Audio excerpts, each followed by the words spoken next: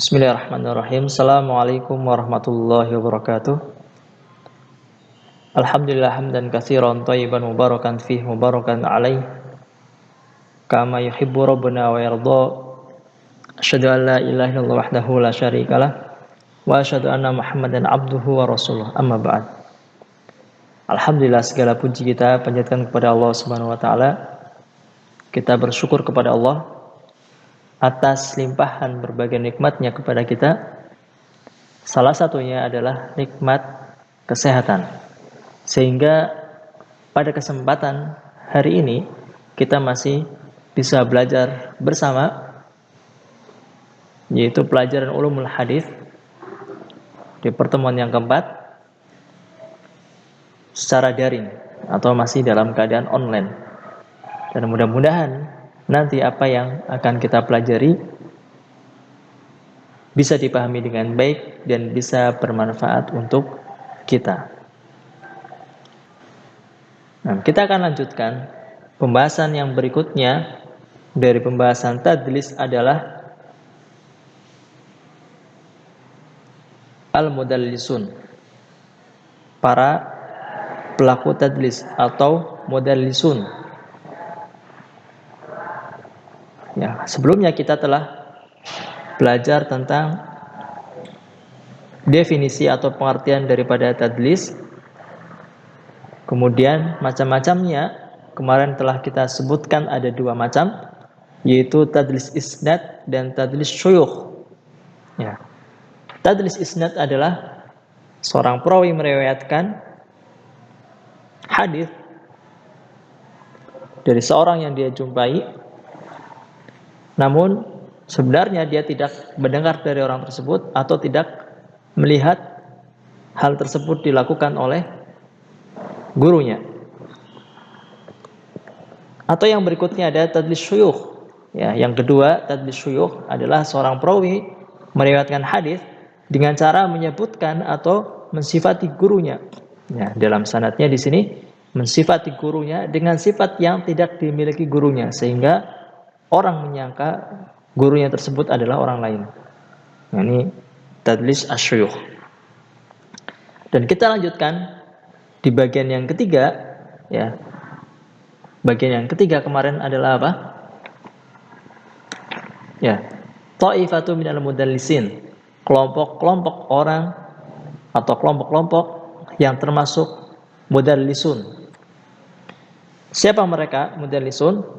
Wal mudallisuna katsirun. Dan para pelaku tadlis ini sangat banyak. Wa fihim du'afa. Di antara mereka ada perawi yang dhaif. Ya. Ada perawi yang dhaif. Wasiqat. Dan di antaranya juga ada perawi yang thiqah. Ya, thiqah itu yang kuat. Kal Hasan al-Basri, seperti Al-Hasan al-Basri, wa Humaid at-Tawil,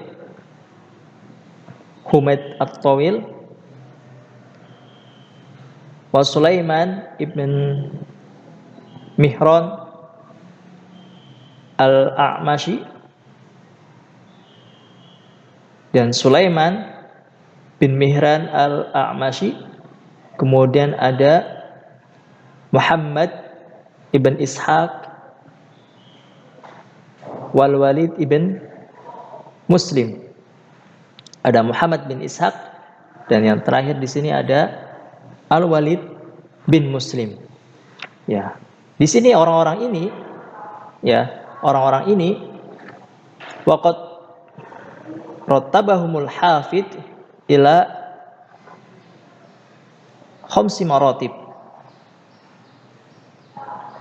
Ibnu Hajar, ya, Al-Hafidh di sini. Al-Hafidh adalah Ibnu Hajar Al-Asqalani. Al-Hafidh Ibnu Hajar Al-Asqalani mereka menyebutkan atau mengelompokkan rattabahum, ya, mengelompokkan para mudallisun di sini, pelaku tadlis, ke dalam 5 tingkatan. Ya. ke dalam 5 tingkatan. Al-ula, yang pertama di sini, malam yusuf bihi illa nadiron kayahya ibn Sa'id. Yang pertama adalah perawi yang jarang melakukan tadlis seperti Yahya bin Sa'id.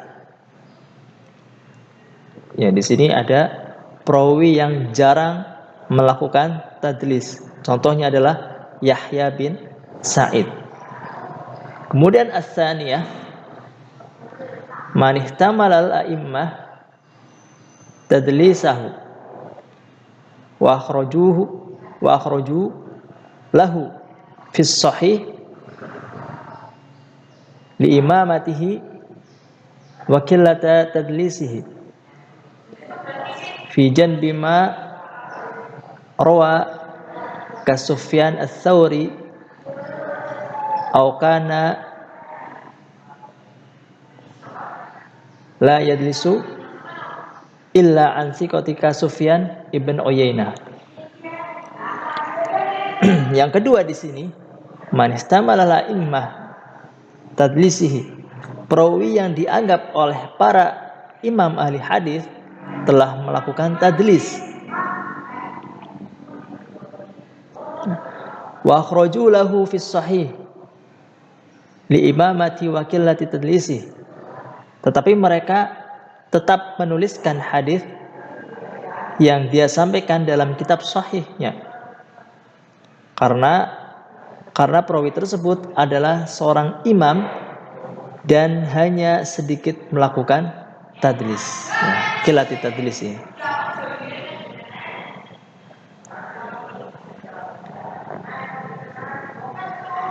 Fi janbi ma ruya ka Sufyan ats-Tsauri. Ya, di sini karena mereka para imam di situ tetap menuliskan hadis yang dia sampaikan dalam kitab sahih, dan perawi-perawi tersebut yang imam-imam tadi itu mereka hanya sedikit melakukan tadlis sehingga perbuatan tadlisnya itu tidak teranggap jika dibandingkan keimamannya. Ya, jadi di sini ada seorang imam ya atau beberapa imam yang dia juga melakukan tadlis, tetapi di sisi lain dia menuliskan banyak hadis yang dia sampaikan dalam kitab-kitab sahih, sehingga perbuatan tadlisnya tidak dianggap karena dibandingkan dia menulis dengan hadis kemudian memasukkannya dalam kitab sahih, itu jauh lebih banyak mereka menulisnya sehingga tadlisnya tidak dianggap. Seperti siapa?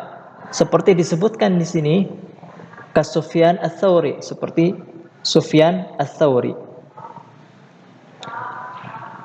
Au kana la yudallis. Bisa jadi dia melakukan tadlis namun dia hanya melakukan tadlis dari perawi yang thiqah. Ya, illa an thiqah. Ya, bisa jadi dia tidak mentadlisnya kecuali dia mentadlis dari perawi yang thiqah. Seperti siapa? Sufyan bin Uyainah. Ya, Sufyan bin Uyainah di sini adalah dia termasuk mudallis, tetapi mudallis yang thiqah. Ya, seperti tadi disebutkan ada pelaku-pelaku tadlis tetapi yang thiqah atau yang kuat. Seperti Sufyan bin Uyainah. Dan di sini Sufyan ats-Tsauri dia tidaklah melakukan tadlis kecuali dari perawi yang thiqah juga, yaitu seperti Sufyan bin Uyainah. Itu maksudnya. Kemudian as-salisah, yang ketiga, yaitu man aktsara minat tadlis ghairu mutaqayyad bistiqat ka Abi Zubair al-Maki.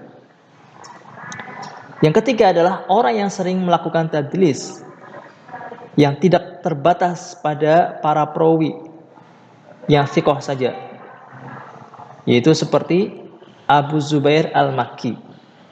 Ya. Jadi orang ini melakukan tadlis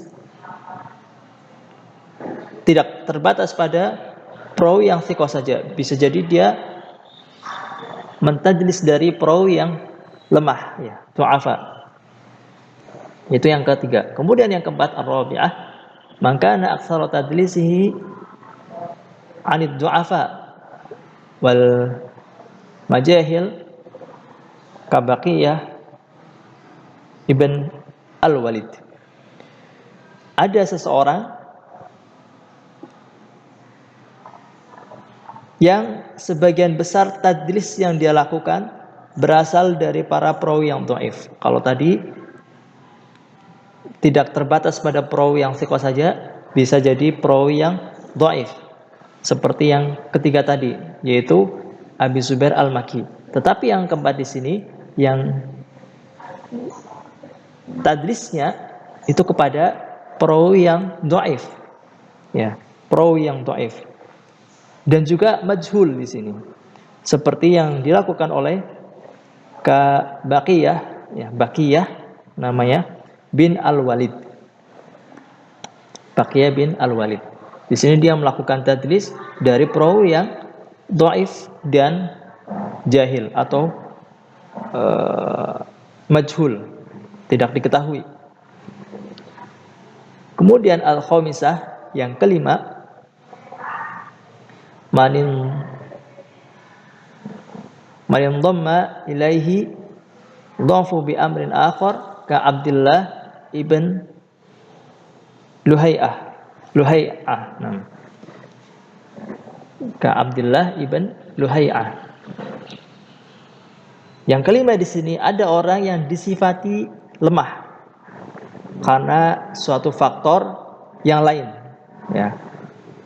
Ya, dia disifati dengan lemah karena ada hal yang lainnya, seperti Abdullah bin Luhai'ah. Nah, dalam Tabaqatul Mudallisin, Ibnu Hajar al-Asqalani di sini, ya, imam ahli hadis, mengatakan riwayat yang dihafal oleh Abdullah bin Luhai'ah itu telah tercampur di akhir umurnya, sehingga banyak riwayat yang mungkar yang beliau riwayatkan, yang disebutkan seperti itu. Itu yang kelima, ya, orang yang kelima. Wa hadisul mudallas, dan adapun hadis mudallas, ya, di sini apa hukumnya? Wa hadisul mudallas ghairu maqbulin, tidak diterima hadisnya, ya. Namanya hadis mudallas itu tidak diterima hadisnya, illa ayyakuna thiqah, kecuali apabila dia seorang yang thiqah. Wa yasrahu bi akhdihi mubasyarah amman ruya anhu fayaqulu sami'tu fulanan yaqulu au ra'aituhu yaf'alu au hadatsani wa nahwu. Ya, jadi hukum hadis mudallas adalah tidak dapat diterima atau tertolak di sini. Ghairu maqbul, tidak diterima, illa ayyakuna thiqah, kecuali apabila seorang yang thiqah, ya, kecuali dia seorang yang thiqah, wa yasrahu, dan dia menegaskan pengambilannya secara langsung dari orang yang meriwayatkannya atau orang yang diambil periwayatannya. Maka di sini dengan kata-kata apa? Sami'tu fulanan, aku mendengar langsung dari seseorang. Yaqulu, dia mengatakan, au ra'aitu, atau aku melihatnya. Yaf'alu, melakukan ini dan itu. Au hadatsani, telah menceritakan kepadaku. Wa nahwuhu, dan yang lainnya. Lakinna ma jaa'a fi sahihail Bukhari wa Muslim bi sighah at-tadlis an thiqatil mudallisin fa maqbul. Bitulqiyal ummah lima jaa fihima bil qabul min ghairi tafsil.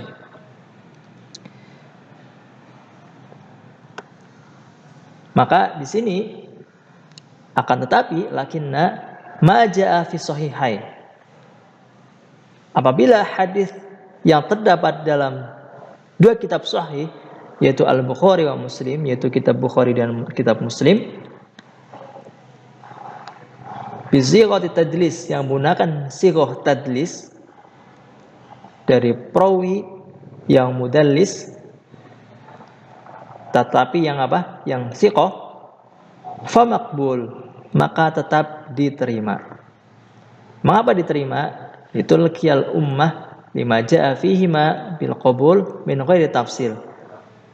Ya, tetap diterima karena umat telah menerima dua kitab sahih ini dengan sepenuh hati tanpa perlu ada perinciannya, ya. Jadi memang dua kitab ini telah diterima ya oleh kalangan, oleh umat, sehingga apabila ada tadlis, yaitu pun dari tadlis yang thiqah, maka bisa diterima ya min ghairi tafsil, tanpa perlu rincian lagi, harus dirinci periwayatannya dari mana saja, tetapi langsung bisa diterima hadisnya. Itu yang bisa kita pelajari pada pertemuan kali ini. Ya, mudah-mudahan sedikitnya bisa bermanfaat, dan kurang lebihnya mohon maaf apabila di dalam menjelaskan masih ada yang bisa atau yang belum bisa dipahami. Kita akhiri, kita cukupkan dulu sampai sini. Kita tutup dengan kafaratul majelis. Subhanakallahumma wa bihamdika asyhadu an la ilaha illa anta astaghfiruka wa atubu ilaik. Assalamualaikum warahmatullahi wabarakatuh.